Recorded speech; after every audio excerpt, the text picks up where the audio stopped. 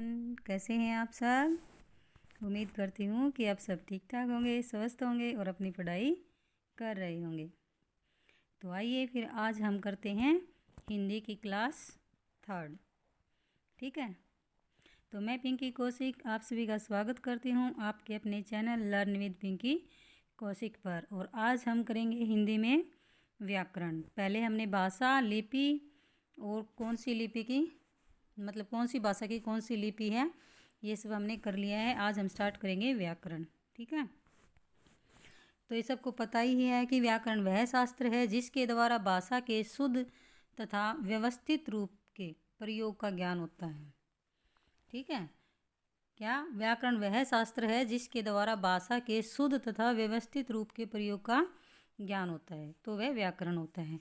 अब आगे हम देखेंगे कि व्याकरण के कितने भाग होते हैं। तो व्याकरण के 3 भाग होते हैं। कौन से?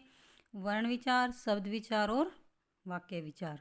तो आज हम स्टार्ट करेंगे वर्ण विचार। व्याकरण क्या होता है ये देखा हमने, और व्याकरण के कितने भाग होते हैं। तो व्याकरण के 3 भाग होते हैं, वर्ण विचार, शब्द विचार और वाक्य विचार। अब हम आगे स्टार्ट करेंगे वर्ण विचार। किसी शब्द को बोलते समय मुख से निकली ध्वनियों को वर्ण कहते हैं। अब देखो, वर्ण किसे कहते हैं? किसी शब्द को बोलने के लिए जब मुख से जो ध्वनि निकलती है उसे वर्ण कहते हैं। अब यहीं से क्वेश्चन बनेंगे आगे। ठीक है, इन ध्वनियों के और अधिक टुकड़े नहीं किए जा सकते। मतलब जो वर्ण होते हैं उनके टुकड़े नहीं किए जा सकते। वर्ण भाषा की सबसे छोटी इकाई होती है। भाषा की सबसे छोटी इकाई क्या होती है? तो वर्ण होती है। भाषा की सबसे छोटी इकाई जिसके और टुकड़े नहीं किए जा सकते वर्ण कहलाती है। इन ध्वनियों में कुछ ध्वनियाँ स्वर हैं और कुछ व्यंजन हैं, और इन स्वर और व्यंजनों से मिलकर ही वर्णमाला बनती है। अब ये देखो, वर्णमाला किन से मिलकर बनती है? स्वर और व्यंजनों से मिलकर बनती है। और भाषा की सबसे छोटी इकाई क्या है? तो वो ध्वनि है, वर्ण है। अब अगर ऑप्शन में कहीं क्वेश्चन पेपर में ऑप्शन में आ जाता है ध्वनि और वर्ण नहीं है, तो भाषा की सबसे छोटी इकाई हम ध्वनि को ही सही करेंगे। क्योंकि अगर हम देखते हैं तो भाषा की मौखिक सबसे छोटी इकाई ध्वनि है और जो लिखित सबसे छोटी इकाई है वो वर्ण है। ठीक है, तो ये 2 क्वेश्चन बन गए हमारे।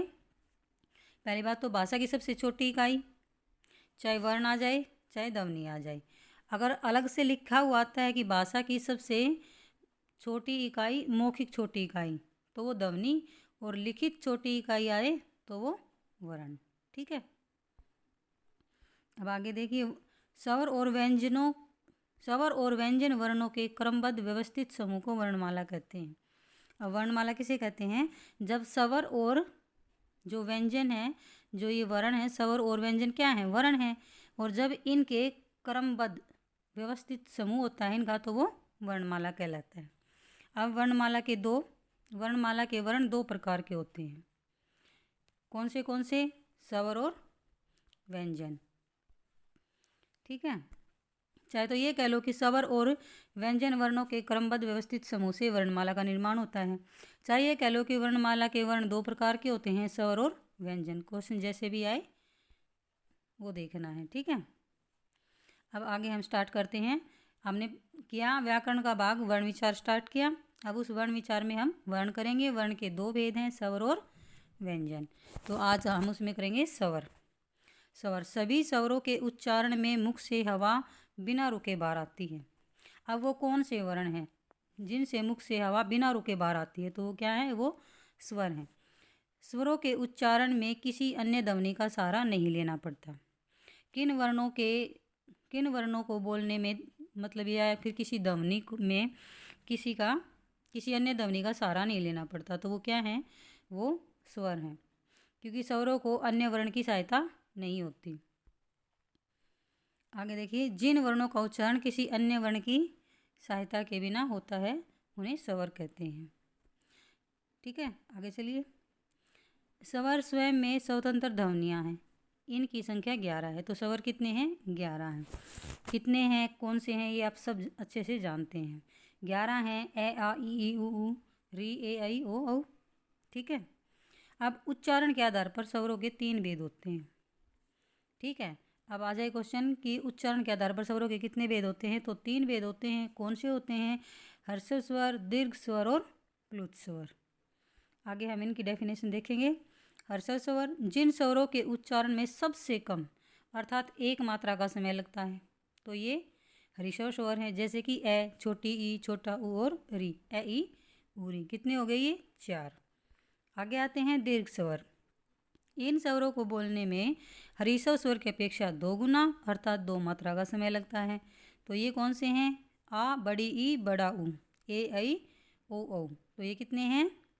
ये हो गए 7। ठीक है।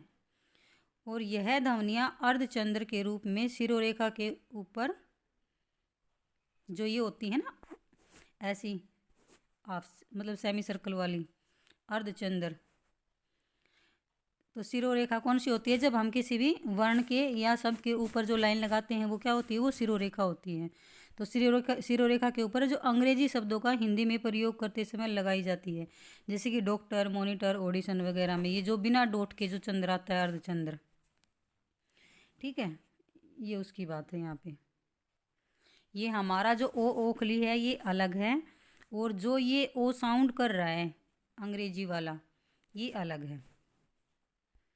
प्लुत स्वर देखें, इसके उच्चारण में हर्षव स्वर की अपेक्षा 3 गुना समय अर्थात 3 मात्रा का समय लगता है। यह एक ही स्वर है। इसकी पहचान के लिए किसी शब्द को अधिक मतलब समय तक बोलने पर उसके साथ हिंदी की गिनती। अब आगे देखते हैं कि स्वरों के बाद ये वर्ण भी आते हैं। अब स्वरों के बाद कौन से वर्ण आते हैं? क्योंकि 11 स्वर तो हमारे हो गए। अब स्वरों के बाद कौन से वर्ण आते हैं वो देखेंगे। जैसे कि अयोगवा, ये ध्वनियाँ स्वर या व्यंजन किसी भी श्रेणी में नहीं आती, इन्हें स्वरों के बाद स्थान दिया जाता है। मतलब जो अयोगवा हैं वो ना स्वर है ना व्यंजन है, इनके स्वरों के बाद इन्हें स्थान दिया जाता है। और ये 2 होते हैं। तो अयोगवा ध्वनियाँ कितनी हैं? 2 हैं। कौन सी हैं? अनुस्वार और अनुस्वार और विसर्ग। तो देखिए अनुस्वार को कैसे मतलब रिप्रेजेंट किया जाता है, मतलब लिखा जाता है। इसे शिरोरेखा के ऊपर, शिरोरेखा कौन सी होती है? जो अक्षरों के ऊपर जो ये लाइन लगाई जाती है, ये जो लाइन लगाते हैं हम ऐसे लिख के कोई भी अक्षर या शब्द, जैसे कि ये लिखा, ऐसे क्या लिखा, ये तो जो लगाया जाता है वो ये शिरोरेखा है। तो शिरोरेखा के ऊपर बिंदु के रूप में लगाया जाता है। इस ध्वनि का उच्चारण नाक से होता है, जैसे कि संसार, मंदिर, अंदर, चंद्रमा। विसर्ग क्या है? विसर्ग का उच्चारण है की तरह किया जाता है और इसका प्रयोग केवल संस्कृत शब्दों में ही किया जाता है, जैसे कि प्रातः, संभवतः, अंततः आदि। तो क्या हो गए? अयोगवा 2 हैं, अनुस्वार और विसर्ग जो अंग और अह होते हैं, ये 2 क्या हैं? अयोगवा हैं। आगे देखिए अनुनासिक, इसे शिरोरेखा के ऊपर चंद्र बिंदु के रूप में लगाया जाता है और इस ध्वनि का उच्चारण करते समय हवा नाक और मुख दोनों से बाहर निकलती है, जैसे कि बांसुरी, आंवला, छाँव। आप बोल के देखेंगे ना नाक बंद करके, तो आप इन शब्दों को बोल नहीं पाएंगे अच्छे से। इसलिए अनुस्वार में तो केवल नाक का यूज होता है और अनुनासिक में नाक और मुख दोनों का यूज होता है।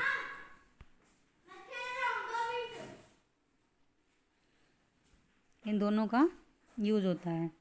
आगे देखिए जो ये ओ है, जो अंग्रेजी वाला ओ है, यह वर्ण अंग्रेजी भाषा से हिंदी में आया है, इसलिए इसे आगत ध्वनि कहते हैं। ठीक है। आगे ये स्वरों की मात्राएं दिखाई गई हैं।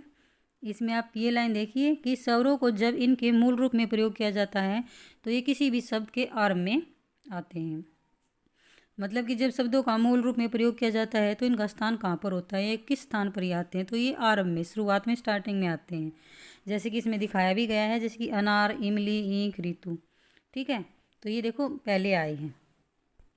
और जब ये अपने चिन्ह रूपों में आते हैं, मतलब चिन्ह रूपों में इनका प्रयोग किया जाता है, मात्रा के रूप में प्रयोग किया जाता है, तो ये बाद में आते हैं। तो जब इन स्वरों को इनके चिन्ह रूपों के रूप में प्रयोग किया जाता है तो उन चिन्हों को तो मात्रा कहते हैं। हिंदी भाषा में 10 मात्राएं हैं। हिंदी भाषा में स्वर कितने हैं? 11। और हिंदी भाषा में मात्राएं कितनी हैं? 10। क्योंकि ए को छोड़कर और सभी की अपनी मात्राएं होती हैं, ए की अपनी कोई मात्रा या कोई चिन्ह नहीं होता। ठीक है, ये सभी की मात्राएं दिखाई गई हैं। परंतु ए स्वर की सहायता से सभी व्यंजनों का उच्चारण किया जाता है।